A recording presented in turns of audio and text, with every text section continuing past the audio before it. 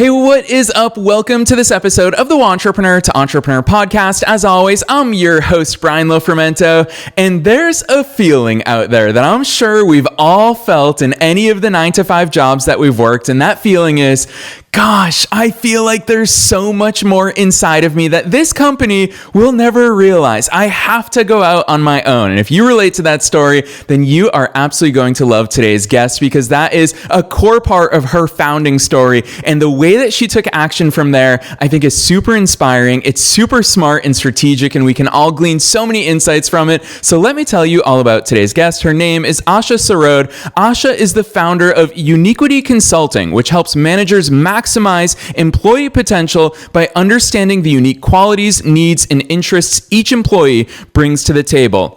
In the past 20 years, Asha has worked as an attorney in administration, product management, and as an entrepreneur. She's also a trained mediator. She has experience working in various industries, including healthcare, law, and technology. She's had the opportunity to manage and build teams from scratch and has worked directly with the C-suite to develop strategy, culture, and team processes. These are all big words that we throw around in the business world so frequently: engagement, culture, strategy, team processes. But Asha is going to deliver on so much of the meat of that content to help us gain that clarity and start making more strategic decisions. As part of the development of Uniquity's program, she has spent 2 years conducting academic research and 30 personal interviews to ensure Uniquity's workshop is supported by valuable and up-to-date data and research, and we're all going to benefit from those insights here in today's episode. So I'm excited about this one. I'm not going to say anything else. Let's dive straight into my interview with Asha Sarode.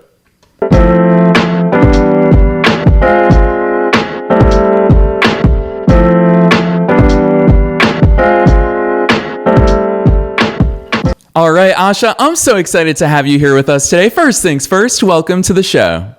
Thank you. Glad to be here. Heck yes, you do such cool work and everything seems so strategic and intentional, Asha. So I'm pumped for you to take us beyond the bio. Let's start there. Who's Asha? How'd you start doing all these cool things? So my story with Uniquity actually started when I was working at a startup. It was my opportunity to kind of, in my opinion, make it big. I was part of the executive management team.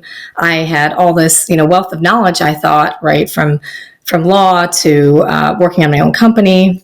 And so I was so excited to bring that to the table at this company. And I was able to do that a bit. But what I kind of realized is there were these two layers that I noticed while I was there.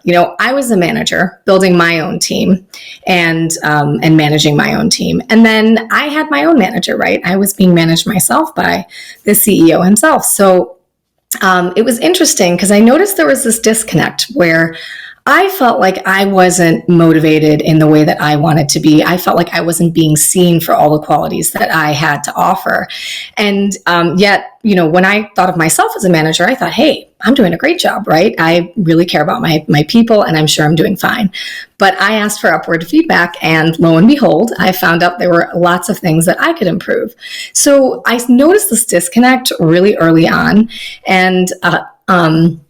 And then from there, I kind of, I put in what I could put in at that job, but it eventually got to a point where I felt like I couldn't offer what I wanted to offer. And I decided, I think it's time to let go, to leave. I moved on to another company, and then I noticed that same disconnect, right? Employees are complaining about their managers. They're not that motivated. They're either, like I said, complaining, or they're, or oftentimes just kind of quiet quitting, right? They're just doing what they're supposed to do and calling it a day. And so that kind of led me to take a step back, and I was like, you know what? There's something wrong here. This is something I really care about. And so I decided to leave that job, and I started by exploring this disconnect because I knew no one was really trying to disadvantage anyone else. I wasn't trying to be a bad manager. My managers weren't trying to be bad managers towards me either, but there was a problem still, right? And so from there is where I decided to conduct these interviews, and I talked to friends, coworkers, family, and asked them about an adverse work experience. And then that actually turned into just asking about adverse experiences that they had. And that's where I learned why I came up with Uniquity, is that from talking to people with these experiences, I learned how much these experiences that we all have, they're pivotal in how we look at the world, interact with other people, how we see ourselves, and how other people interact with us as well. So that's where that disconnect came from, where my boss maybe thought that I wasn't capable of doing certain things, and yet I saw myself as a lawyer, an entrepreneur, someone who could do anything you put in front of me. And so from there, I realized that the core foundation of people is really this bucket of characteristics that we all bring to the table. And that's why a core focus of what I do is about identity. So this idea that our identity is a multiple set of characteristics that are really influencing how we interact with people, how we interact with the world, how we interact with, our perceive ourselves. And so that is the foundation that I realized was the disconnect, right? That's why there is this disconnect between managers and employees. And if we can bridge that gap and we can start to understand what are the characteristics people bring to the table, what values does that lead to? What experiences did that person have? What perspectives are they bringing to the table? What skills are they bringing to the table as a result of that unique set of characteristics they have? That's what we're going to use to motivate people. That's what is going to get people to actually want to do more and care more about the work that they're doing. Yeah, Asha, I so appreciate that overview. And I really love the fact that when you talk about that disconnect, it's so cool that you've taken us here this early in the conversation today about all of those invisible characteristics. It's something I've felt ever since childhood, is that growing up in the suburbs of Boston, it's easy to look at all of us central Massachusetts kids and be like, oh, it's just a bunch of white kids, but I'm the son of an immigrant mom. And so that's why for me, that played big time into the way that I see the world. And you so succinctly, I've never heard anyone talk about it as invisible characteristics. For me, I always appreciate when people see that in me, and when they get to take the time to understand how that's reshaped the way that I see the world and the way that I think and the way that I operate. That's how you start getting the best out of me and you and everybody, Asha, is that deep understanding. So I guess the biggest and broadest question, knowing that we're talking to an audience of business owners, is how the heck do we even start to understand that about our people and the people that we're meaning to serve, whether it's our staff, our clients? How do we start seeing people for who they are and what they are and how they want to be seen? Yeah. So, the first step is understanding what do I mean by identity, right? I mentioned these characteristics. A lot of times when people say characteristics, they think of some of the obvious ones like, gender, race, sexuality, and those are very impactful. Those are things we're often born with, but there are also characteristics that we are born into, like our socioeconomic status. And there are things that we choose, right? Our job or where we choose to live. All of those characteristics make up who we are. And so as a business owner, as a manager, you really need to understand all of those nuances of a person and the experiences that come from them. And the best way to do that is something that I just call ask, listen, and be curious. These are words that we've obviously all heard before. It's not novel, but when you look at those three words from the perspective of identity, it kind of changes, right? So what do you want to ask about? A lot of times we go into meetings and we go straight to what's the task, right? What are you working on? What do you need my help with? Instead of taking a step back and asking your employees all those open-ended questions, right? Why are you telling me this? What is it that concerns you about this particular problem that you're having? Digging in, and I use open-ended questions because that's really important. The why, the how, the can you tell me more? Those are really important to really digging in and understanding what perspective is that person coming from when they're talking to you? Because if you really want to help them, you need to understand the nuances of the individual and what they're focusing on in order to help them. And then another thing I always tell people is when you're asking questions, ask about feelings, right? It's one of those things that we often overlook, but feelings are the one thing that we can all relate to. If you ask an employee what's going on with, X, Y, or Z project, they might say, oh, well, I'll be done with it in a few days. It's taken a little longer than expected. As opposed to, hey, how are you feeling about this project? How are things going? I'm a little stressed. Okay, there's an opportunity to say, why? Why are you stressed? What's going on? Well, I have this, I've been dealing with some things at home. I wasn't able to, get things done as fast as I expected. Now you have an opportunity to dig into that person's identity. Something's going on at home. Why is that important to them? How can you then help them, make the best of that particular situation? So that's kind of like the ask piece, right? And then there's this listen piece. We've all heard that phrase, like, are you listening to understand or are you listening to respond?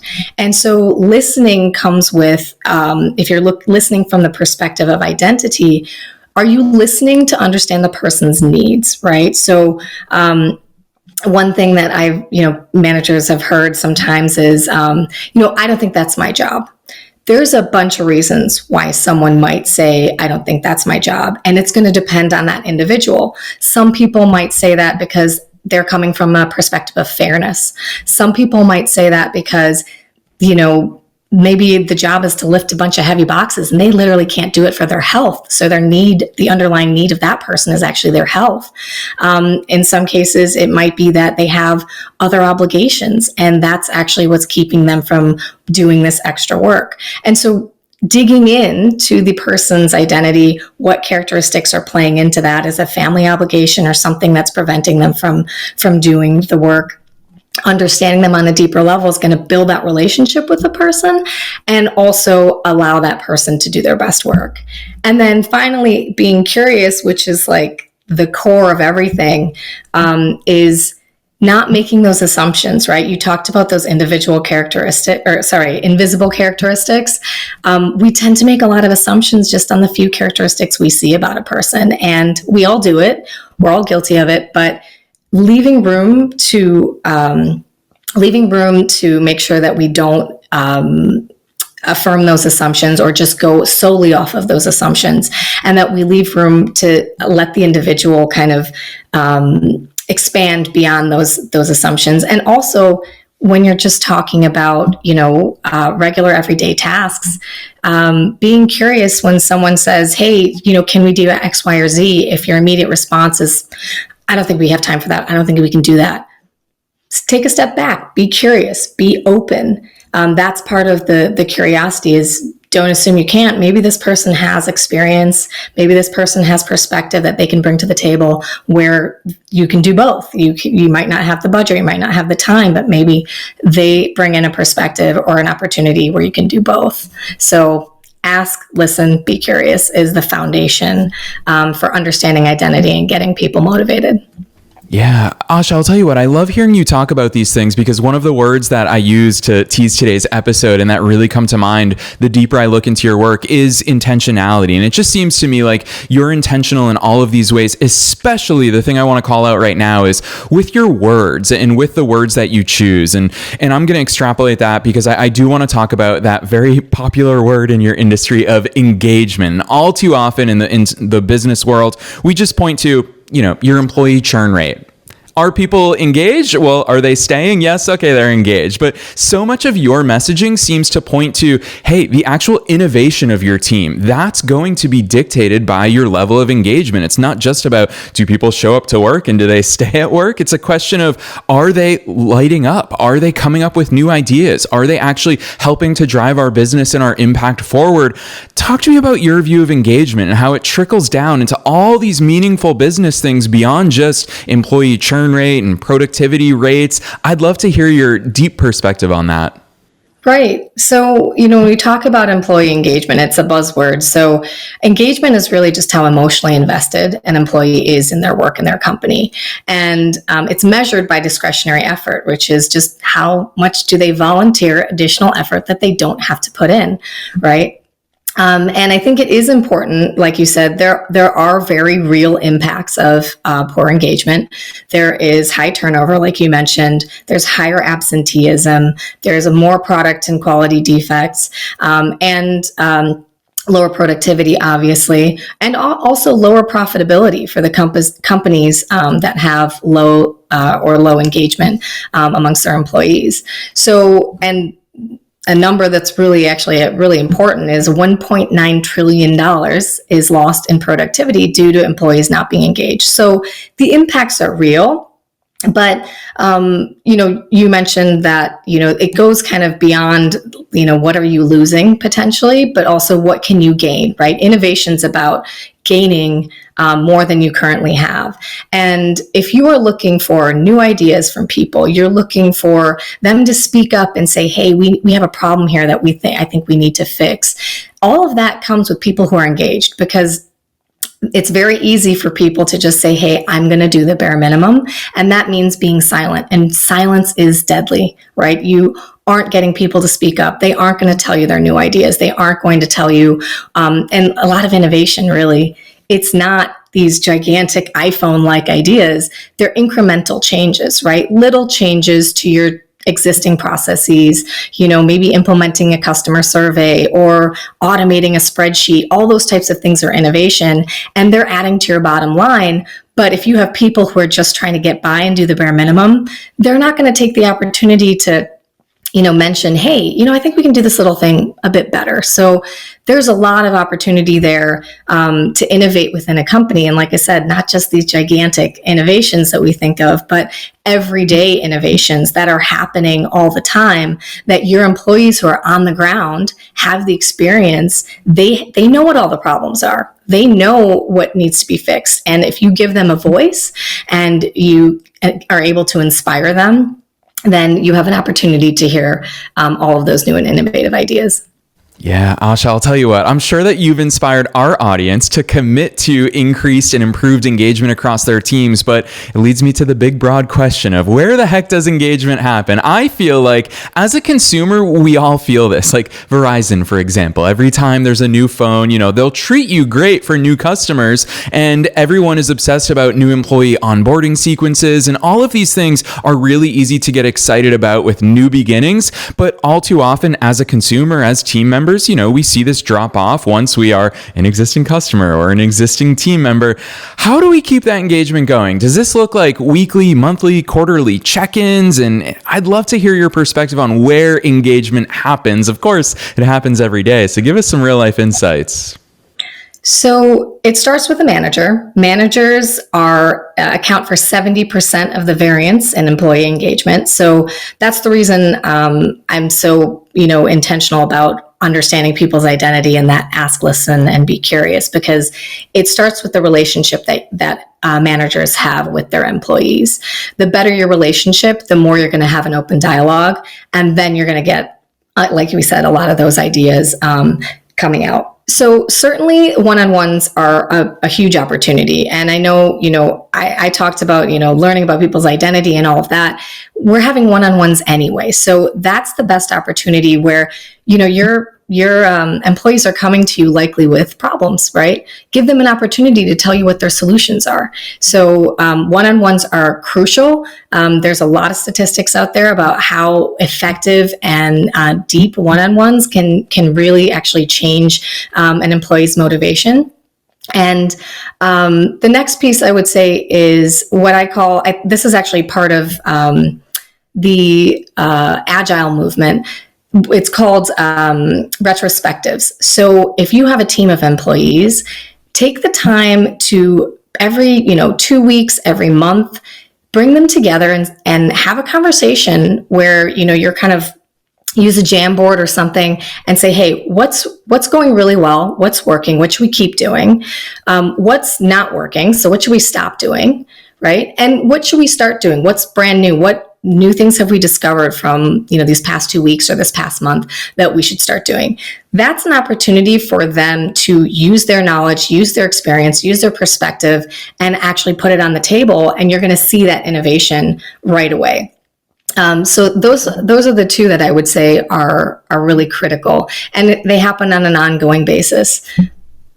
Yeah, I really appreciate those real life insights. It sets that high barrier for us to make it a priority. I think none of this stuff happens in our businesses by mistake. It's something that we have to say, this is important to me, and then your actions have to align with that. So hearing the fact that you emphasize that is super important for us. When I think about your training program, I've been so excited to ask you about this, Asha, because I trust you not only as a fellow entrepreneur, but knowing that you are an accomplished attorney as well. I imagine that your research mind is quite strong. And so with that in mind, your training program goes into not just the interviews that you did, not just your own personal experiences, but the existing research that you did as well. So talk to us about some of those findings. I love the fact that you've been so intentional with that. I would actually argue, I'm just going to interject this to throw a little bit of shade for listeners in all different industries. Too many people launch programs just based on gut, just based on intuition, and they whip things together, or even worse, they just ask AI to create some sort of outline of what they want to teach others. So Asha, I'd love to hear the behind the scenes of what went into putting your program together in order to train people on the stuff that actually is relevant in real life. Yeah, so I did a lot of work. I studied up on the DEI space, so the diversity, equity, inclusion space, just to make sure that I was, up to date on, our identities are fluctuating every day, and that space really understands how identities fluctuate a lot. So I did some research into Kimberly Crenshaw, who talks about intersectional identity and how we may have two characteristics, but they don't impact us independently, right? They come together to create a combined experience. So, a white male may have a very different experience than a black male, just given the fact that you have this combined experience of being male, but also the race factor. So that piece is also really a big part of the program, in that identity is really complex. It's not a simple thing. And the more we realize how complex it is, the less likely we are to make those assumptions, right? I also did a lot of research into just understanding psychological safety. So that's a big piece of creating engagement. Something I actually probably should talk about is, engagement, like I said, is voluntary. And if you really want people to engage, one, you have to remove the fear of engagement. That's step one. And then you have to inspire them to engage, right? So removing the fear is kind of like unlocking the door, but just because you unlock it doesn't mean they're going to want to go through, right? So you need to inspire the desire to engage. And that's kind of the next step. So there's a lot of research on psychological safety. Gallup has done a ton of work also in employee engagement, and kind of what are all the factors that really play into employee engagement. And that's really just kind of like the how, what, where, when, and why of the work that people are doing. So how do you, create an environment that's really going to get someone to be inspired to engage, that's going to meet their particular needs, their unique needs, given their background, their identity, versus someone else. So, and then, of course, there's Harvard Business Review, and a lot of research has come out about how to manage teams effectively. And so I could go on and on about resources, but those are just a few of the resources I've consulted. I love that. And I really appreciate the depth at which you've gone. But I will say, it doesn't surprise me as an attorney, the fact that you have committed to that much research and embedding it in all the things that you do, which leads me to also ask you, I love part of your background is as a trained mediator. And I would imagine that people who are tuning into today's conversation are probably thinking, well, Asha, you have such a grounded and rooted approach of, it sounds like you can consider all of these different perspectives, which I imagine is very important within the world of mediation. So I'd love some insights from you. What are some of those principles or skills that you picked up through mediation that really apply either, or I guess I'll say either or and, to the world of engagement that we're talking about today, or also entrepreneurship? I'm sure that it's affected the way that you work in a positive way as an entrepreneur as well. I would say the biggest thing I think that you learn from mediation is that what someone is saying is not often what they mean. So I talked earlier about listening effectively. Listening is more about understanding someone's underlying needs and interests than it is about the literal words that are coming out of their mouth. For example, there was a mediation where an individual was angry that his neighbor had built a fence, and he said it ruined their garden. He was angry about it. He was suing them. And, we were wondering, like, he says he just wants money for his damaged garden. If you take him, verbatim, then you're like, okay, how much money do you want? And how do we get you the money you're looking for? If you dig into why he was really upset about this fence, you start to understand that he used to be friends with the person who built the fence. And he was actually upset that the fence was built because now he couldn't just walk into his friend's backyard and chat up and have a conversation with them. And he felt like that ruined his relationship with that individual. Now, you would never have known that if you just hear him say, hey, I'm angry they ruined my garden with the fence, and I think that fence is ridiculous and I want my money, right? So it's really about reading between the lines and understanding what is important to that individual, because what they're saying is often not what they need. Yeah, that is a powerful perspective. It reminds me, one of the earliest quotes that affected my approach towards business is it's a quote from Henry Ford, where he said, if I asked my customers what they wanted, they would have said a faster horse. And so much of that goes to the point that you just made, which is words are one thing, but really understanding our innate desires, wants, fears, dreams, goals. That's the important stuff. So you just took it beyond that. And that tangible example of the fence, it is really cool, because immediately I could feel that fence was probably for the neighbor who missed that part of their friendship. Also emotional, which you talked about feelings earlier in today's conversation. So I really appreciate those real life insights. Asha, in these conversations, I also love to switch gears and talk to you not only as a subject matter expert, but as a fellow entrepreneur. You are one of us. You've been at this for a few years now, which I'm so excited about all the work that you've done and all the growth that you're on that path for. So talk to us about the life of an entrepreneur. How's it been different? What are some of your favorite components of it? Give us the entrepreneurial side of the equation. Yeah, so this is my second foray into entrepreneurship, and I have learned a few lessons from my previous attempt, and I'm continuing to learn lessons. So obviously, I love the freedom of being an entrepreneur. I can do work when I'm motivated to do it, and I feel like it's much more quality work because of that. At the same time, there are those days where you're just really struggling and you need someone to tell you you're doing a good job. And that requires you to figure out how to motivate yourself and to look at the upside and to see all the things that you have done, to make sure that you're not only looking at the to-do list of what needs to be done, but really giving yourself credit for what you've already accomplished. And so that, I think, is it's always a struggle. I think it was a struggle with my previous company. It's a struggle with this one as well. But I think that's so core to being an entrepreneur. I could go on and on, but I'll let you ask me more. No, I love that insight. Honestly, I don't think we openly, publicly talk about what you just shared with us often enough. And that's the real stuff. As entrepreneurs, we acknowledge the freedom. Everyone sees the glorious side of it. But what you said, that's why I learned along the years. I'm in year 16 of my entrepreneurial journey. I started when I was a teenager. And so for me, I realized I need a hype file. On those down moments, I need to be able to open a folder on my computer, and I do have a physical file as well of cards and notes that people have given to me along the way. And that's the stuff that gets me back on track, because we don't necessarily have the proverbial water cooler to just go talk to our fellow coworkers. So I love that real stuff from you, Asha. I want to ask you about your executive thinking, because you are doing so many cool things and you're really positively impacting managers and organizations at all different scales. When you sit down for your executive time, or do you sit down for your executive time, and what's that time horizon? How far into the future are you saying, you know what, this is what we're building today, but this is the direction that I want to make sure we're moving in for the longer term as well? I will probably be controversial in saying this, but I try not to have too long of a time horizon.